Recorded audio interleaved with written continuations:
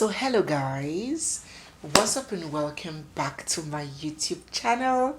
It's me, your girl barrister Neze, and this is Nezeville. In our last video, we opened on the story of Dr. Anu, her history, background, family, and the beginning of her woes. We detailed the incident of the late beauty queen Nneka Onwuzuligbo, who passed from complications after she had a Brazilian butt lift at Med Contour by Dr. Anu. I gave us an insight into how all of that mess led to some serious and negative publicity for Dr. Anu, as well as resulting in her facility being sealed by the government. If you haven't seen that video, I'm going to link it down in the description box, or you could just check the channel, the video just before this one.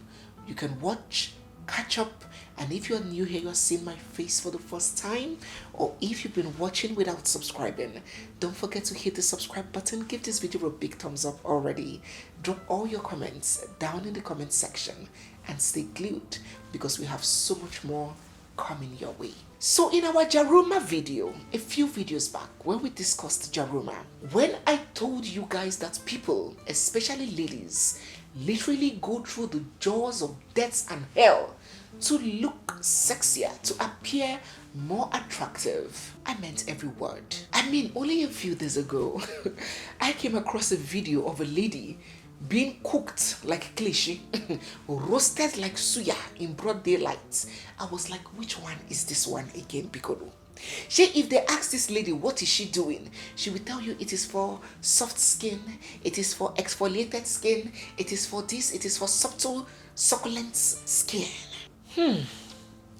So back to Dr. Anu. All this negative press, all this news of lawsuits flying around and police arrest and sealing her office and all of those negativity surrounding her brand did not deter women, tons of women, from still reaching out to her, seeking for her services and going to her clinic to get their bodies surgically enhanced. Oh yes, there's still troops into Med Contour to get Brazilian butt lifts and all whatnots. In May of 2020, barely 1 year after Nneka died from getting liposuction and BBL, popular socialite Omotola Taiwo, who goes by the name Jesus Baby on Twitter, took to social media to drag Dr. Anu by her hair. According to Omoti, she is no stranger at all to body enhancement surgeries. She already had work done on her body, some enlargements to her buttocks, her hips and all of that. And she only approached Dr. Anu for a top-up. Some people, they top MTN airtime up. Some people, they top data up. Some nayash they top up. But it's alright, let us continue. I'm popularly known as Omote. I met Dr. Anu because I want to do top up of my house, BBL and liposuction. She said that the top-up services that she sought from Dr. Anu was just to add some more flesh to her hips, pump up her buttocks some more, and make her waist more slender. Now, this was about 4 years ago when BBL did not cost as much as it costs now. So Omoti made the payment of 1.2 million naira to Med Contour, and then she proceeded to the theater. My belly, no flat fish. I won't come off fat for there. Still put down for my house. December 31st, now so I go pay 1.2 million to her account.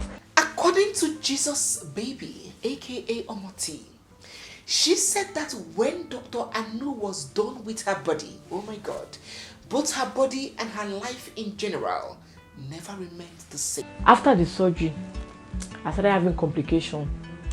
I started having belly bones, waist bone, waist numb, and after 2 months, I started having fat necrosis. Fat necrosis is when liquid fats that are turned into like dead start coming out from, like, the thing will just come out like boil. You come burst. Start to come out the fat. She said that she was experiencing very painful waist burns, as if her waist was on fire. Her stomach was burning. Total numbness around the middle sides of her body. She began dealing with fat necrosis. She said that the 2 lobes of her buttocks, oh my God, that the 2 lobes of her buttocks were not the same size. They were not in proportion anymore. One was 32 centimeter. The other one was 28 centimeter. When she knocks gin, one will be like this, the other one will be languishing behind. She said that her waist was so small and unnatural. In fact, the complaints and the complications she alleged were so many. Up till now, my waist is still numb. As I stand up like this, my body is not complete. One is bigger than the other. So the wound where she inflict on me, see the heal. I see they go hospital every 2 days interval. And to dress the wound, sometimes 7,000, sometimes 10,000. It depends. Because sometimes if you open the wound, make another fat necrosis done there beside. They go need the operation to take that one out. Sometimes if maybe the wound don't catch infection, all of those things, they go need do swab. I go buy drug. I go buy this one. Money we I don't spend as one into millions more than money we I don't even use do surgery for man. The wound, they my belly. It did my butt. It did plenty places for my body. So she took to social media to cry out, urging the relevant authorities to come to her aid and hold Dr. Anu accountable for what she had done to her and to many other girls. She said, "Please lend us your voice so the government of Nigeria can put an end to Anu and her mad contour of a sham that is damaging its people. We need justice and we need it quick. She has an American passport and can flee the country anytime. Anu needs to pay for her sins. It could be you or your loved ones tomorrow. Please let us join hands and save her unsuspecting future victims." When this story hit social media, it really caused a wave of hate. People wondered, again? This same lady, again, less than how many months ago? Did the lady die after a procedure at her facility? And this woman is still allowed to continue conducting plastic surgeries on people. Why has her license not been revoked? Why has the government not permanently sealed her facility and put an injunction on her from further conducting these surgeries? Why is she allowed to continue doing this? Is she above the law? So this uproar was gaining momentum on social media, and so the FCCPC had to step in to address the matter. So FCCP is an acronym. It stands for Federal Competitive and Consumer Protection Commission. It's a federal government agency, and as the name implies, their responsibility is to protect consumers in Nigeria. So the FCCP swung into action. They sealed up her facility and they wrote her a formal letter informing her that they had opened an investigation, a criminal investigation against her, which was based on reasonable suspicion of illegal activities. It was truly a very hard and chaotic period for Dr. Anu. I mean, literally everybody was coming for her. She was called a killer, a murderer, a bloodsucker, just name it. Every vile name in the surface of the earth was attributed to Dr. Anu. But as always, she did not grant any public statement or any press briefing. She didn't say anything about these issues while this rave was going on. But she later granted an interview clarifying issues based on her own facts. On the issue of FCCPC sealing up her facility, this is what she had to say. We had done well over 300 procedures. Before this particular lady patient, yes. Okay. We made a false allegation. And FCCPC, without even trying to call to find out if those things were true, they didn't even do any background investigation.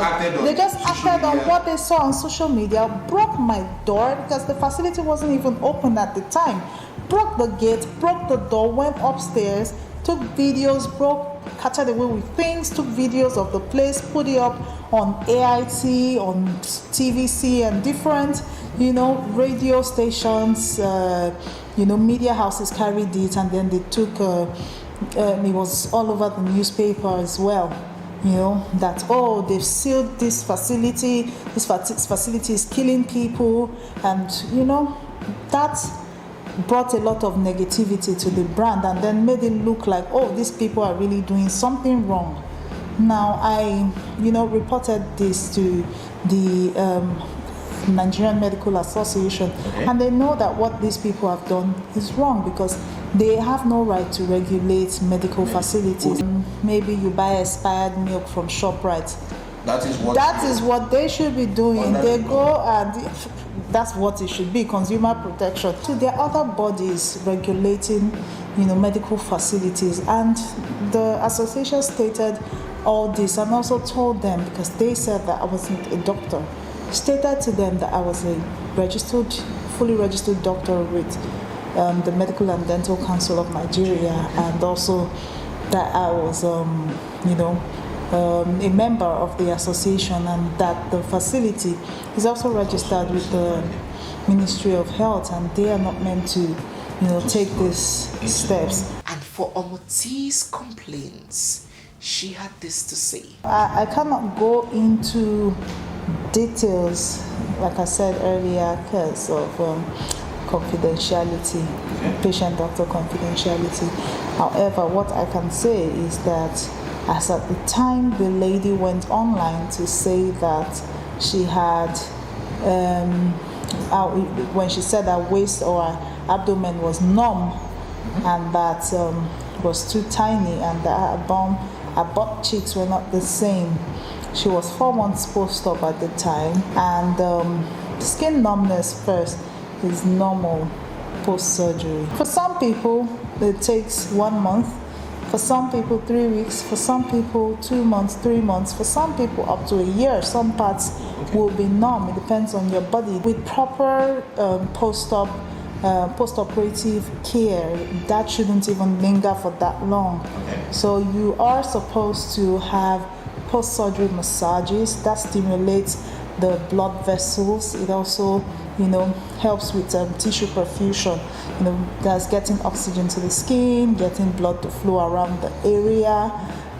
So everyone needs the post-surgery massage, and some patients are not able to do all of this, either due to financial constraints or what have you, or distance, and so we tell them what to do. They tell us, I have someone who's going to do this for me at home, and then they go home, they stop doing it. Or you have some of them, you tell them you're not supposed to sit for about a month or 2 weeks or 2 months, and you find them sitting. You have some patients, you tell them you cannot smoke during recovery period or take alcohol. But these people go behind your back, drink alcohol, smoke, have delayed healing, and then try to say the fault is the doctors. Well, it was such a very traumatic period for Dr. Anu. The bashing, the hatred, the dragging, oh my God, it was on another level.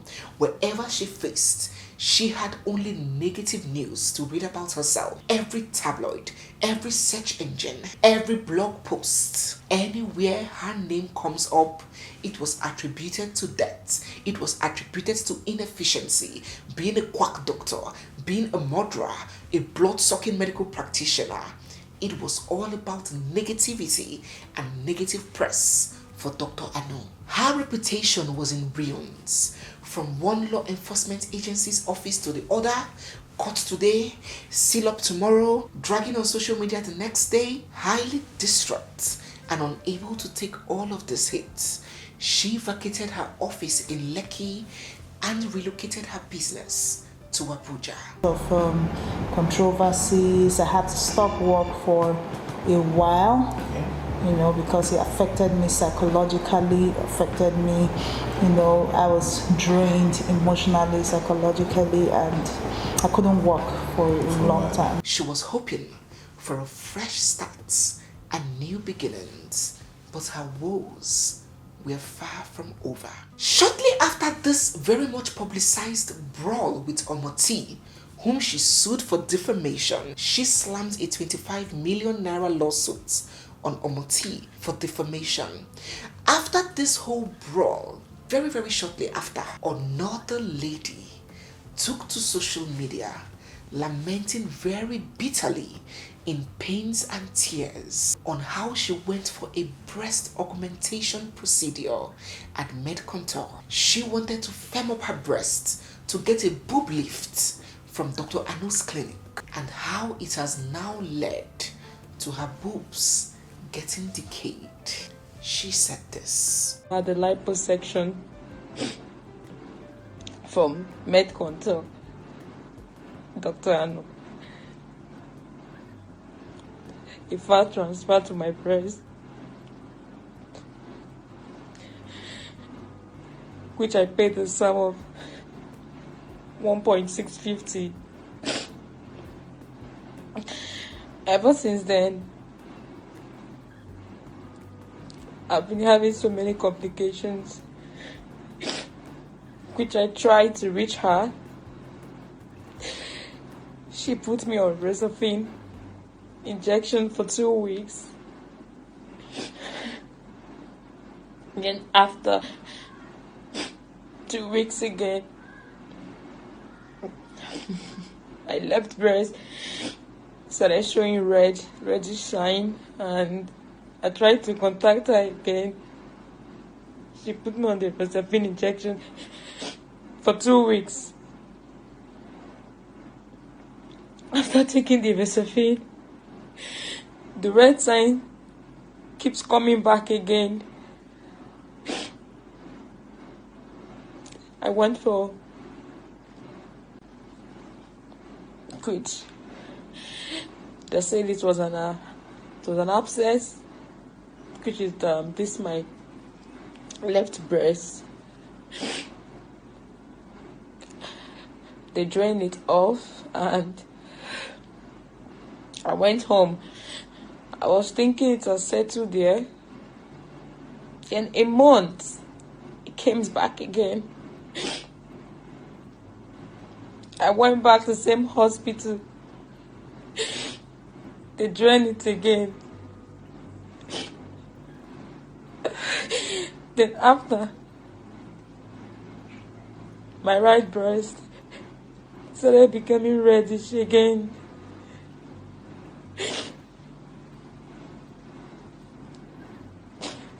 That is when I went to another hospital.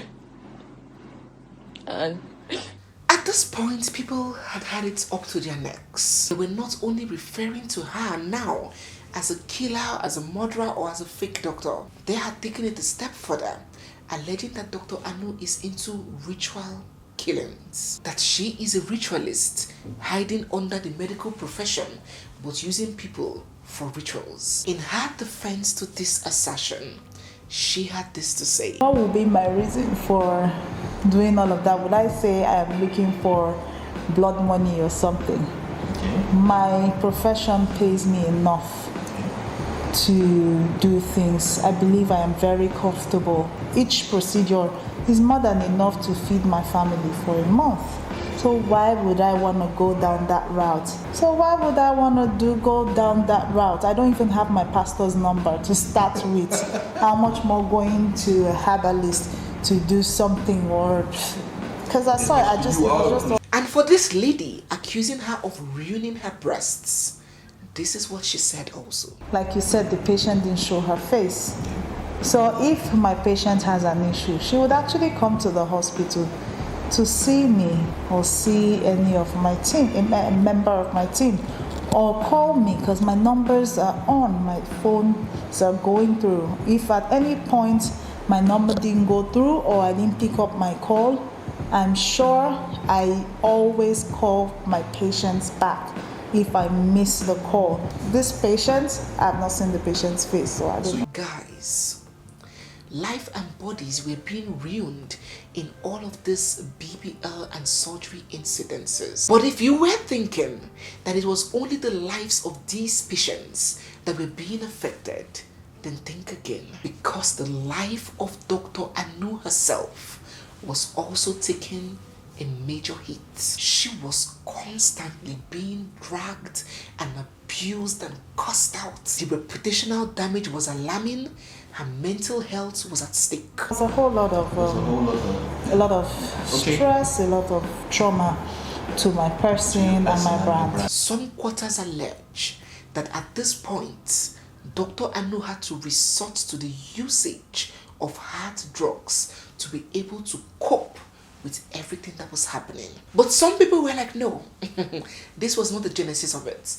Dr. Anu had for a long time been exposed to the usage of hard drugs. She was an addict, and these whole issues merely hit her down to the lowest bottomless of rock bottom. So it is alleged that she would inject herself, she would overdose, she would pass out. She just became a total wreck, and it kept on spiraling downwards. She was getting out of control, and before long she began hitting her nerves. So whenever she wants to take these injections, targeting her veins, but because she's not in the right space, she began hitting her nerves in error, thus leading to nerve damage and a disfiguring of her hands. It is said that caused her hand to be permanently hanging in this position. According to a close ally of hers, or should we say former close ally, Jaruma, she said that she was still conducting those surgeries,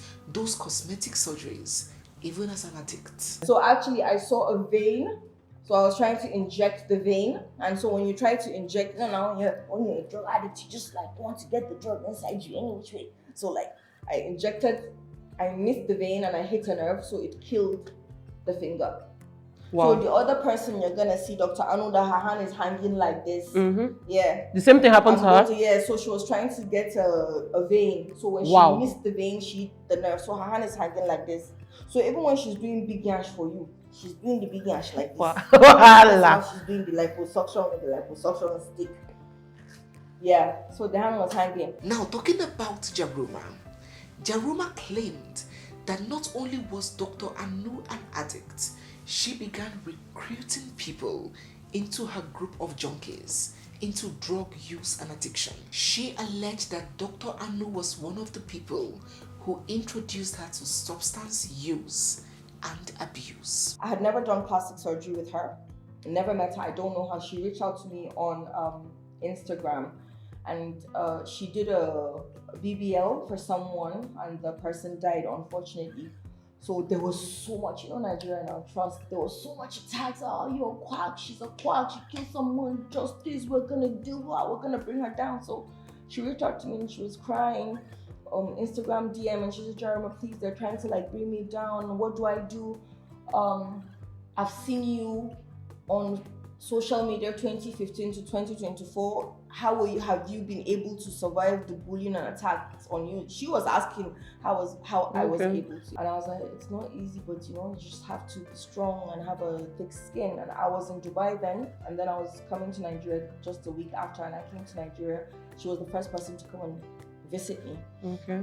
And so we just talked about life in general. We talked about relationships, we talked about love, we talked about men, we talked about sex, we talked about kids, life, business, everything.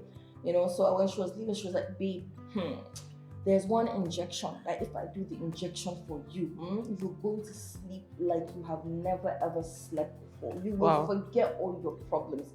I'm like, for real, you don't mean it? She said, yeah. So I was sitting we were in Hilton. I bring her on, I gave her this hand. You can see the sky is still there. Okay. And for the record, we sued Dr. Anu on the 1st of May, 2024, just a few months before her passing. Everything. And I also reported her to my father, Buba Marwa. That's the chairman of NDLA. Okay. And my other father, Mr. Femi. So NDLA was like, they were just about to go and get her and like deal with her because of this issue. And then unfortunately she passed.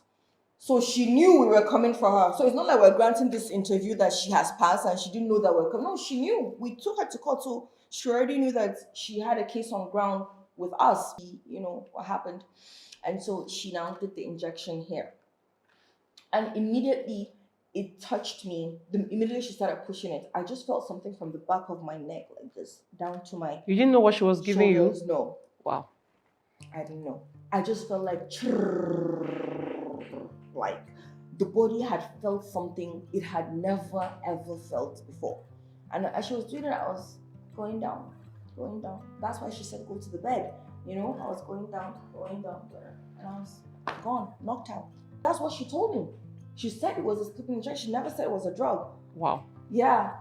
So she said, I said, baby, that sleeping injection you gave me, please, can I have some more? That was it. So from the day she initiated me, it just took 3 months and I was a full-blown addict. According to Jaruma, dealing with the public persecution, ostracism, and condemnation was a very big blow for Dr. Anu. It sent her into very deep depression and she began using more. But what compounded her misfortune and rendered it a game over situation was a major heartbreak that she suffered. Remember that Dr. Anu was already a single mother of 2. So she had this boyfriend who took her hopes up, built her castles in the air, got her pregnant, and then left her high and dry, making her a single mother of 3 from different men. So the pressure of the attack that someone died on her table, that pressure was there. But then another thing, love contributed. So there was a man in her life. She just had a baby now. She just had a baby. Baby is like 8 months or maybe max 1 year, 2 months. So there was a man in her life and he was giving her a very difficult time.